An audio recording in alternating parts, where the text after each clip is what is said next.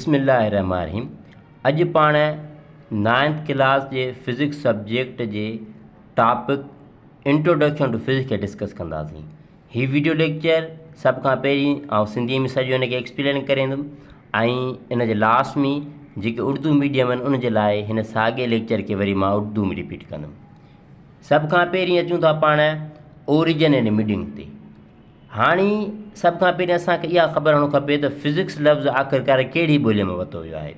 Physics जेको लफ़्ज़ आहे उहो ड्राइव कयो वियो आहे कहिड़ी ॿोलीअ मां? ग्रीक ॿोलीअ मां। उहो लफ़्ज़ कहिड़ो आहे? फिज़िकोस। ग्रीक ॿोलीअ जो लफ़्ज़ आहे फिज़िकोस, जंहिंमां फिज़िक्स लफ़्ज़ वरितो वियो आहे। हाणे इन जी माना छा आहे, इन जी मीनिंग छा आहे? Meaning the nature of knowledge.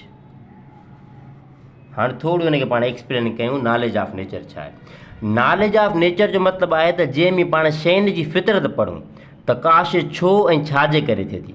मसलन जेकॾहिं हिन मार्कर मां हथु कढां, हीउ मार्कर पाणी ॼाणी ज़मीन ते किरी पई, त असां ऐं तव्हांजे ज़हन में इहो सुवालु पैदा थींदो त इहा शइ आख़िरकार छाजे करे थी। या ज़मीन जे चौधारी जेको आहे चंड गोल घुमे पियो, त कहिड़ो मैकेनिज़म आहे जेको चंड खे ज़मीन जे चौधारी घुमाए पियो। या सिज आहे उन जे चौधारी मुख़्तलिफ़ प्लानेट रोटेन कनि पिया, त आख़िरकार छो कनि पिया। हिकिड़ी नंढड़ी सुई समुंड में ॿुॾी थी वञे ऐं हेॾो वॾो जहाज़ आहे समुंड में नथो ॿुॾे, त कहिड़ो मैकेनिज़म आहे, कहिड़ो फैक्टर आहे जंहिंजे करे थिए थो। अहिड़े मुख़्तलिफ़ क़िस्म जा जेके सवाल असांजे ज़हन में पैदा थियनि था, इन मुख़्तलिफ़ सवालनि जा जवाब असांखे फिज़िक्स ॾिए थो। हाणे फिज़िक्स जो स्टेटस छा आहे? फिज़िक्स छा आहे? बेसिक साइंस आहे ऐं एंशियंट साइंस आहे, मतिलबु हिकिड़ी बुनियादी साइंस आहे ऐं तमामु क़दीमी साइंस जो इल्मु आहे जंहिंमें पाण मुतलिक़ पढ़ूं था। हाणे फिज़िक्स जी डेफिनेशन खे सम्झण खां पहिरीं असांजे लाइ हिते कुझु टर्म्स लिखियल आहिनि, इनखे सम्झणु तमामु ज़रूरी आहे। इन में सभ खां पहिरीं जेको टर्म आहे उहो आहे साइंटिफिक मेथड। हाणे साइंटिफिक मेथड छा आहे? साइंस जी दुनिया में जॾहिं असीं मुख़्तलिफ़ क़िस्म जे प्रॉब्लम खे फेस कयूं पिया, या जॾहिं को असांखे को मसइलो नथो सम्झ में अचे, या असांखे रिज़ल्ट नथी मिले, त पोइ असीं मदद वठंदा आहियूं साइंटिफिक मेथड जी। उन ज़रिए असां उन शइ खे हल कंदा आहियूं। हाणे इन में सभ खां पहिरीं जेका शइ अचे थी उहा अचे थी ऑब्ज़र्वेशन। हाणे फिज़िक्स जे अंदरि पाण छा कंदासीं? का बि शइ ॾिसंदासीं, उनखे पाण ऑब्ज़र्व कंदासीं, मुशाहिदो कंदासीं। उन ते मुशाहिदे करण खां पोइ जेको कुझु पाण मुशाहिदो कंदासीं उन साॻी शइ खे असां लिखंदासीं मैथमेटिकल फॉर्म में, मतिलबु रियाज़ी शिकल में लिखंदासीं। रियाज़ी शिकल में लिखण खां पोइ पाण छा कंदासीं? उन शइ ते कंदासीं एक्सपेरिमेंट, मतिलबु तजुर्बो।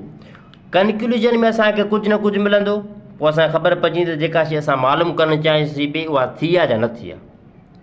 हाणे ऑब्ज़र्वेशन खे थोरो वधीक एक्सप्लेन कंदो हलां, पोइ उन जे ज़रिए पाण मैथमेटिकल फॉर्म खे बि सम्झंदासीं, एक्सपेरिमेंट सम्झंदा, कंक्लूजन बि सम्झंदासीं। हाणे न्यूटन हिकु दफ़ो छा कयो, हिकिड़ी शइ ऑब्ज़र्व कई त हिकिड़ो माण्हू आहे कंहिं तमामु हल्की शइ खे खयो वञे पोइ त उहा तमामु स्पीड सां वञी रही आहे, तमामु वॾी एक्सेलरेशन सां वञी रही आहे। वरी न्यूटन ऑब्ज़र्व कयो त हिकिड़ी ॻरी शइ हिकिड़ो हमरा खयो वञे उहो तमामु स्लो वञे पई। त न्यूटन जे ज़हन में छा थियो? कुझु सवाल क्लिक थिया।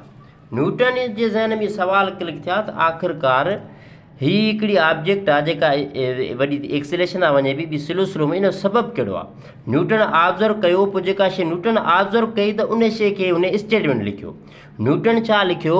न्यूटन चयो acceleration is directly proportional to force, मतिलबु जेतिरी कंहिं ऑब्जेक्ट मथां फोर्स वधीक लॻायो वेंदो उन में तेज़ी ओतिरी वधीक पैदा थींदी।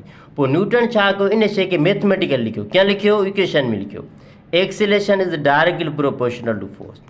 वरी न्यूटन ॿी कहिड़ी शइ ऑब्ज़र्व कई? न्यूटन ॿी इहा शइ ऑब्ज़र्व कई, acceleration is inversely proportional to mass, मतिलबु मास वधंदो वञे पोइ त तेज़ी घटिजंदी वञे पई।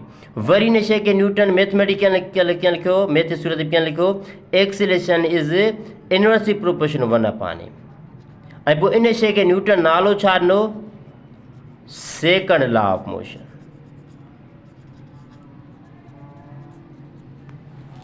हाणे पाण अचूं था हिन जी डेफिनेशन ते फिज़िक्स जी। हाणे फिज़िक्स जी डेफिनेशन छा आहे? The branch of science. Physics छा आहे? Branch of science which observe the nature, जंहिंमें पाण छा था कयूं? नेचर खे ऑब्ज़र्व कयूं था, रिप्रेज़ेंट मैथमेटिकली। पोइ जेको कुझु पाण ऑब्ज़र्व कयूं था उनखे पाण रियाज़ी शिकल में लिखूं था, जीअं न्यूटन ते लिखी ॾेखारियो पाण खे। एंड कंक्लूड विथ एक्सपेरिमेंट, ऐं जो इख़्तिताम कयूं था तजुर्बे ज़रिए।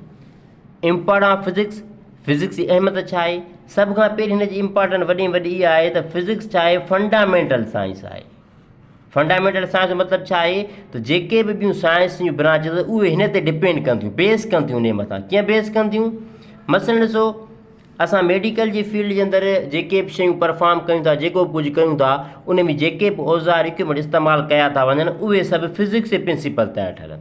केमिस्ट्री जी फील्ड में जेके बि इक्विपमेंट इस्तेमालु था कया वञनि मुंहिंजे लेबॉरेटरी जे अंदरि, उहे बि सभु असांजे फिज़िक्स जे प्रिंसिपल ते ठहियल। उन खां पोइ ॿी शइ कहिड़ी आहे? फिज़िक्स छा आहे? मदर ऑफ ऑल साइंस आहे। Physics mother of all science छो आहे? इन जो रीज़न कहिड़ो आहे? इन जो रीज़न इहो आहे, other science depend on it. छाकाणि ॿियूं जेके साइंसूं आहिनि उहे बि हिन ते डिपेंड कनि थियूं, माना ॿियूं फील्डूं बि हिन ते भाड़ीनि थियूं। टी नंबर शइ छा आहे? Universal law. यूनिवर्सल लॉ छा थो पाण खे ॿुधाए, या यूनिवर्सल लॉ में पाण छा था पढ़ूं? यूनिवर्सल लॉ में इहो पढ़ूं था, same laws apply from atom to galaxy. मतिलबु न जहिड़े एटम खां वेंदे गैलेक्सी ताणी जेके लॉज लागू थियनि था, या मिसाल एप्लीकेबल आहिनि, क़ाबिल क़बूल आहिनि, न जहिड़ी एटम खां वेंदे गैलेक्सीस ताणी, उनखे चयो वेंदो universal law. Experimental plus theoretical में छा था पाण पढ़ूं? हिन में पाण done from home to large labs. इन में छा आहे, पाण मुख़्तलिफ़ क़िस्म जा तजुर्बा या थ्योरेटिकल वर्क परफॉर्म कयूं था असांजे घर खां वेंदे वॾी वॾी लेबॉरेटरीज़ ताणी, वॾी वॾी लैब्स ताणी। हाणे जेको बि इंसानु फिज़िक्स जी स्टडी कंदो आहे उनखे फिज़िक्स चयो वेंदो आहे। हाणे उन जा ॿ टाइप हूंदा आहिनि, हिकिड़ा फिज़िक्स हूंदा आहिनि थ्योरेटिकल। हाणे हिन जो कमु छा हूंदो आहे? Observe the nature. छा कंदा? ऑब्ज़र्व कंदा नेचर खे। मेक थ्योरीज़, थ्योरीज़ ठाहींदा, छा जे ज़रिए? Using mathematics. मतिलबु ही छा कंदा? नेचर खे ऑब्ज़र्व कंदा, पोइ थ्योरीज़ ठाहींदा, छा जे ज़रिए? मैथमेटिक्स जे ज़रिए। उन खां पोइ ॿिया जेके फिज़िक्स हूंदा आहिनि उहे हूंदा आहिनि एक्सपेरिमेंटल फिज़िक्स। उन जो कमु छा हूंदो आहे? उन जो कमु इहो हूंदो आहे टेस्ट थ्योरीज़। ही छा कंदा? मथां साइंटिस्ट थ्योरीज़ ॾींदा, हेठियां छा कंदा? इनखे टेस्ट कंदा। छा जे ज़रिए टेस्ट कंदा? Test theories through experiment. Test कंदा थ्योरीज़ के तजुर्बनि जे ज़रिए, त इहा शइ सही आहे या इन में किथे का ग़लती आहे। अब जो चीज़ मैंने सिंधी में समझाई है, अब मैं कोशिश करूँगा जो उर्दू मीडियम वाले बच्चे मैं उनके लिए इस चीज़ को एक्सप्लेन करूँ। तो सबसे पहले बेटा जो फिज़िक्स वर्ड है वो ग्रीक लैंग्वेज जो है उससे लिया गया है। वो कौन सा लफ्ज़ है? फिजिकोस, जिसकी मीनिंग क्या है? द नॉलेज अबाउट नेचर, जिसके अंदर हम चीज़ों की फितरत के मुतल्लिक़ पढ़ें। तो कौन सी चीज़ किस वजह से और क्यों हो रही है। मसलन जैसे मैंने पहले भी मिसाल दी, अगर आप मैं इस पेन को छोड़ूंगा पे तो पेन नीचे गिरेगी। अब आपके जहन में सवाल क्लिक होगा कि ये पेन नीचे क्यों गिरी, इस तरफ नहीं गई, इस तरफ नहीं गई, क्योंकि इस चीज़ को नीचे खींच के लेके आने वाली जो चीज़ है वो ग्रेविटी है। अब ये चीज़ हमें ग्रेविटी के मुताबिक किसने बताया? हमें फिज़िक्स ने बताया। अब मुख्तलिफ प्लानेट्स जो हैं सूरज के इर्द गिर्द घूम रहे हैं, तो वो कौन सा मैकेनिज़्म है जो मुख्तलिफ प्लानेट को सूरज के इर्द गिर्द घुमा रहा है? उस मैकेनिज़्म को समझने के लिए हमें फ़िज़िक्स ज़रूरत पड़ती है, क्योंकि फ़िज़िक्स में हम क्या करते हैं? चीज़ों की नेचर को समझते हैं। इसका स्टेटस क्या है? ये क्या है? मोस्ट बेसिक साइंस है और एंशिएंट साइंस है, बिल्कुल बुनियादी साइंस है और बहुत कदीमी साइंस है। साइंटिफिक मेथड क्या है? ये एक तरीक़ेकार है जिसके अंदर जब हमें साइंस की फील्ड के अंदर मुख्तलिफ़ किस्म के मसले दरपेश आते हैं तो हम इस के ज़रिए मुख्तलिफ़ मसलों को हल करते हैं। इसके अंदर सबसे पहले है ऑब्ज़र्वेशन। ऑब्ज़र्वेशन के बाद जो चीज़ हम ऑब्ज़र्व करेंगे उस चीज़ को हम मैथमेटिकल फॉर्म में लिखेंगे। उसके बाद उस पर हम एक्सपेरिमेंट करेंगे, फिर कंक्लूजन में हमें कोई ना कोई चीज़ मिलेगी। अब ऑब्ज़र्वेशन से मुराद क्या है? मसलन न्यूटन ने क्या किया कि ऑब्ज़र्व किया कि जो एक भारी जिस्म है, एक हल्का जिस्म है, दोनों को अगर आप मूव कराओगे तो एक जल्दी मूव करेगा, एक मूव करने में थोड़ा टाइम लगाएगा। तो न्यूटन ने यहाँ पे क्या ऑब्ज़र्व किया कि जब आप किसी चीज़ पे फोर्स लगाते हैं तो उसके अंदर ज़्यादा जो तेज़ी पैदा होती है, जब जैसे उसका वज़न बढ़ता जाता है तो उसकी तेज़ी कम हो जाती है। अब इस चीज़ को न्यूटन ने कैसे बयान किया? न्यूटन ने इस चीज़ को ऐसे बयान किया कि force is acceleration is directly proportional to force. Acceleration क्या है? डायरेक्टली प्रोपोर्शनल फोर्स के, जितना फोर्स बढ़ता जाएगा उतनी तेज़ी बढ़ती जाएगी। अब जो चीज़ उसने थ्योरेटिकल फॉर्म में बताई उस चीज़ को उसने मैथमेटिकल फॉर्म में कैसे लिखा? Acceleration is directly proportional to force. दूसरी चीज़ उसने ये ऑब्ज़र्व की कि जितना वज़न बढ़ता जा रहा है तेज़ी कम होती जा रही है, तो इस चीज़ को उसने मैथमेटिकल फॉर्म में कैसे लिखा? एक्सेलरेशन इज इनवर्सली प्रोपोर्शनल 1/मास।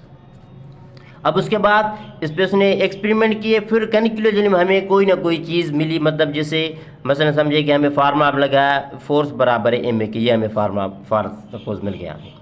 अब आते हैं हम इसकी डेफिनेशन के फिजिक्स की।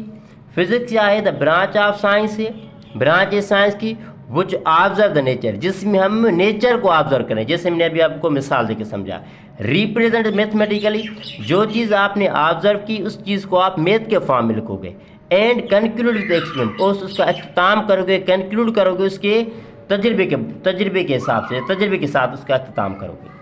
अब इम्पॉर्टेंट ऑफ फिजिक्स में क्या है? सबसे पहले फंडामेंटल साइंस। फंडामेंटल साइंस में क्या है? क्योंकि फिजिक्स फंडामेंटल साइंस क्यों है? क्योंकि base of all scientific discipline, जो भी मुख्तलिफ ब्रांचें हैं, चाहे आपकी बायोलॉजी हो, चाहे आपकी केमिस्ट्री हो, उसके अंदर जो यूज़ होता है फिजिक्स की फील्ड का बहुत ज़्यादा यूज़ होता है।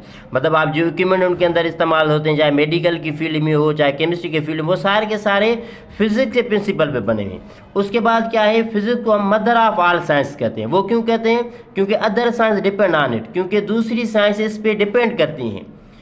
यूनिवर्सल लॉ का मतलब क्या है? Same laws apply from atom to galaxy, मतलब छोटे से एटम से लेके गैलेक्सीज तक जो लॉ फॉलो होते हैं, जो अप्लाई होते हैं, उसने हम यूनिवर्सल लॉ कहते हैं। चौथी चीज़ क्या है? एक्सपेरिमेंटल और थ्योरेटिकल। अब ये चीज़ क्या है कि हम अपने घर से लेके बड़ी बड़ी लैब्स तक मुख्तलिफ एक्सपेरिमेंट भी परफॉर्म करते हैं, फिजिक्स के थ्योरेटिकल पार्ट पे परफॉर्म करते हैं। अब जो बंदा फिजिक्स स्टडी करेगा उसे हम फिजिक्स कहेंगे। उसके दो टाइप होते हैं, एक होते हैं थ्योरेटिकल फिजिक्स, दूसरे होते हैं एक्सपेरिमेंटल फिजिक्स।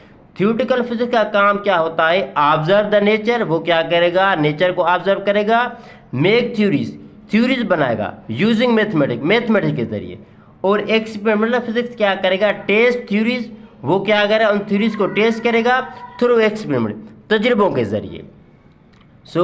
ये था आज का हमारा फर्स्ट टॉपिक, जिसके अंदर हमने इंट्रोडक्शन ऑफ फिजिक्स के मुतालिक कुछ चीज़ें डिस्कस की। आप स्टूडेंट जो हैं, हमारा जो यूट्यूब चैनल है सैयद मंजर शाह फिजिक्स वारो, इसे आप खुद भी सब्सक्राइब करें, इसकी लिंक को आप दोस्तों तक शेयर करें। अगर आप हमारे वीडियो लेक्चर व्हाट्सएप के ज़रिए हासिल करना चाहते हैं तो हमारा एक व्हाट्सएप चैनल है मंजर शाह फिजिक्स वारो, उसकी आप लिंक हमसे ले सकते हैं। ये मेरा व्हाट्सएप नंबर है, इस पर आप रब्ता करें। आपको मैं जो भी चैनल पे अपने वीडियोस अपलोड करूँगा यूट्यूब पे, वो आपको व्हाट्सएप पे मेरे चैनल के ज़रिए मिलती रहेगी। अब ये हमारा इजी पैसा अकाउंट मिला हुआ है।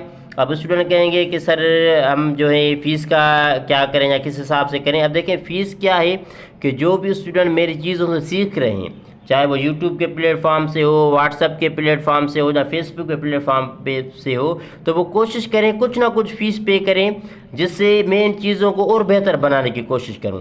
कम से कम आप नहीं पे कर पा रहे तो कम से कम 100 रुपये भी हर मंथ पे किया करें। ज़्यादा से ज़्यादा तो आपकी मर्ज़ी है जितना आप पे कर सकते हैं, क्योंकि वीडियो लेक्चर्स पे मेहनत लगती है, टाइम लगता है, इंटरनेट का खर्चा होता है, फ़ोटो कापी करवानी पड़ती है, मार्कस लेते हैं, तो हर चीज़ का खर्चा होता है। तो इन खर्चों को मैनेज करने के लिए आप जितना मेरा साथ देंगे तो मैं कोशिश करूँगा इन वीडियोज़ को और अच्छा से अच्छा बनाऊँ। और मेरी तमाम तर वीडियोज़ जो होंगी वो 9 से लेके 12वीं जमात तक भी होगी। मैं इंटी टेस्ट की जो इंजीनियरिंग के बच्चे तैयारी करें उन्हें भी तैयारी करवा रहा हूँ। MD गेट का इंशाल्लाह सिलेबस आ जाएगा तो उसके पे हम वीडियो लेक्चर्स बनाऊंगा। और उसके साथ जो जनरल यूनिवर्सिटी के बच्चे तैयारी कर रहे हैं, मैं उनको भी वीडियो लेक्चर सेंड करूँगा। अल्लाह हाफिज़, अपना ख्याल रखें। और अगर आपके कोई सवाल हो, कोई क्वेश्चन हो तो आप कमेंट कर सकते हैं, और कोई सजेशन हो देना चाहें तो वो भी आप कमेंट करके दे सकते हैं। मेरा व्हाट्सएप नंबर है जिस पे आप रब्ता कर सकते हैं। और अगर इजी पैसा के ज़रिए आप अपनी फ़ीस जमा करवाना चाहते हैं, जिसके ज़रिए हम अपने वीडियो लेक्चर को और बेहतर बना सकते हैं,